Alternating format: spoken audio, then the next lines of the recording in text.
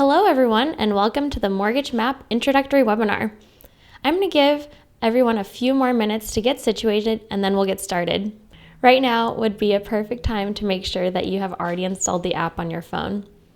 Double check that, and if you haven't done so already, simply log onto your dashboard at mortgagemapp.com. If you need to still send the app to yourself, click this large blue Send App button in the upper left-hand corner of your dashboard. Type in your name, your phone number, then press Send.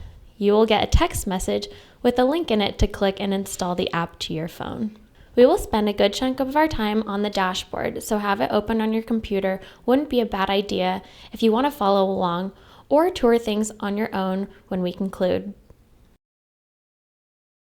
All right, everyone, let's get started. First of all, thank you for joining me today.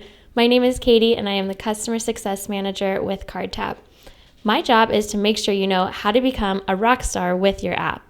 The information I'm going to share in the next 15 minutes or so will help you generate more referrals, convert more leads, and ultimately turbocharge your brand. Here's what we'll cover: a quick tour of the app on your phone, how your app tracking works, the different settings and options for customizing your app, and most importantly, best practices and how to get it on other people's phones.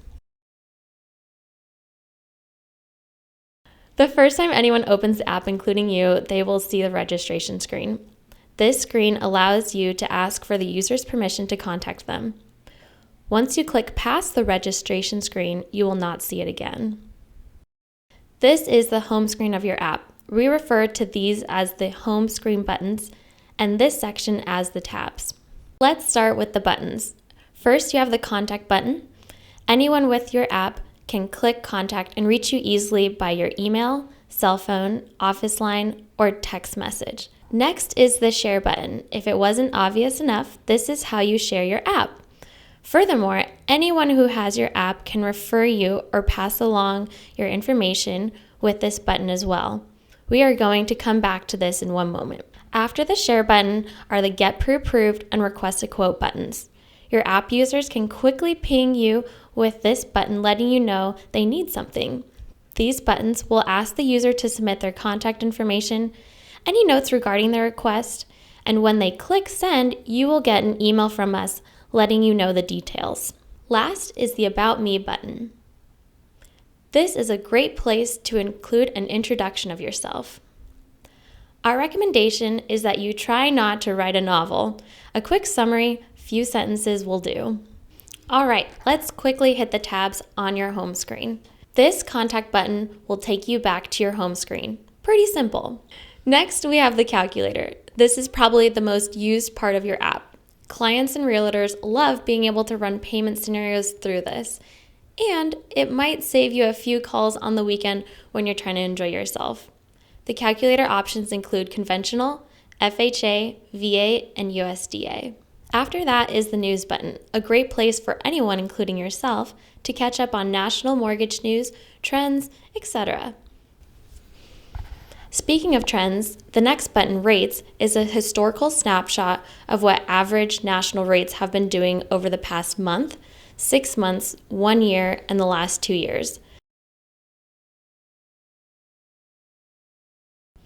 All right, the last button here is the More section, where you can include resources for people and additional information about yourself. Buttons can include your website, Facebook, privacy policy, or preferred credit repair specialist, and more. The app is pretty much ready to go once it is created, but you can customize or add anything to it at any time. But before we talk about that, I want to go back to the share button. This is the key to your success with the app, sharing it and sharing it often. So let's go back to that. Anytime you want to share your app, open it up on your phone and then click share. You will enter in the intended recipient's name, their cell phone number, and any notes you want to include about how you met them. If you're at a party, open house, networking event, or wherever, add some details that will help you remember that situation later. For example, add, met at Smith's Barbecue, wondering about refinancing. It's as easy as that. Once you click send, they will receive a text message with a link to download your app. What we have done to help you out is also trigger an email that alerts you that the app has been shared.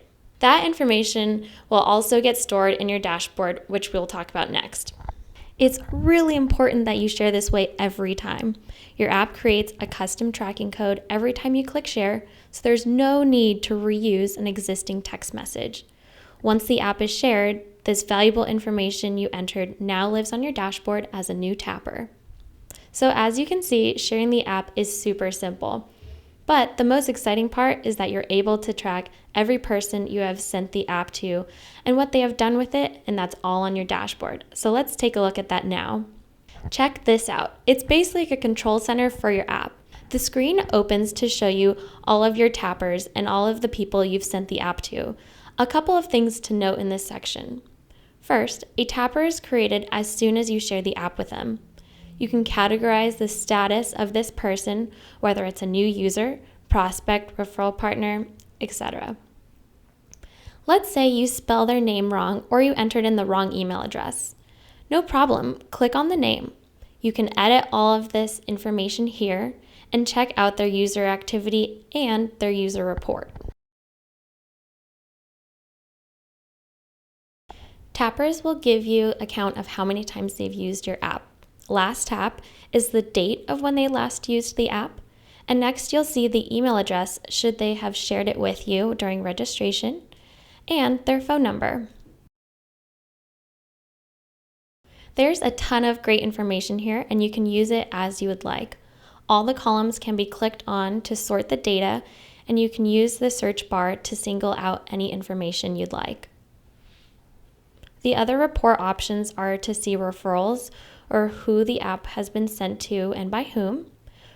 Requests are where someone has used Get Pre-Approved or Request a Quote buttons that we have reviewed on the home screen of your app. Total taps is just an ongoing feed or list of your total app's usage. That's right, every single tap. Use this information how you see fit for your individual needs, but we recommend logging in every day to see who's used it. Reach out to them if you think it might be a good idea, or if someone hasn't installed the app or used it yet, try and send it out to them again. We'll get back to best practices in a little bit, but first I want to walk you through a couple of things on how you can customize and edit your app. Keep in mind, you do not need to change anything on your app if it works for you, but it's here in case you would like to switch things up. First is the build/edit section. This makes up the bulk of your app and your information that you completed when you very first set up your app. Here we have your photo and logo. Click next to see your contact information and your bio. After that is the More section, which is labeled Setup Social. Feel free to add as many or as few of these as you'd like. Next is the Buttons section. You have buttons on your home screen, within your contact screen, and in the More section. Options exist to edit, delete, hide, or add buttons. This section is extremely easy to use, but if you need help, there are additional articles in the Help section of your dashboard if you need assistance. Below buttons is calculators. You can set default numbers, percentages, and factors here. Under settings, there are two more things you have the option to customize. First is the registration page we talked about in the beginning. Users will see this page the first time they open your app, and you can decide what you want to say there and what information to require. Users will see this the first time they open the app, and you can decide what you want it to say or what information to require. We have a default setting that works well for most people, but feel free to check this out more if you're interested. Last is the text/SMS screen. This is where you can see the text message that's sent every time that you share your app. Feel free to edit the verbiage if you'd like. All right, that concludes the basic tour of your app and dashboard, but I recommend you play around with it and get used to the Help Center for more information or other questions. Now we're going to review some best practices, and if you remember anything from this webinar, make sure it is this part. Share the app with everyone. You have no need to use business cards anymore. Every time you meet somebody that could be a potential client, whether it's at a barbecue, open house, networking event, or at a friend's dinner party, share the app. You are not only giving them your digital business card and mortgage toolkit, but accomplishing what you really want, which is getting their contact information. Even if they don't use the app, you can first focus on getting them as a client into your office, and then you can get the app on their phone and show them how to use it later. When you're meeting clients or potential clients in your office, get the app on their phones and show them how easy it is to use. Buyers love the calculator, and any client will love how easy it is to contact you with the app. Speaking of in-office meetings, have a team. Make sure they have the app and share it as part of their process and in everyday life as well.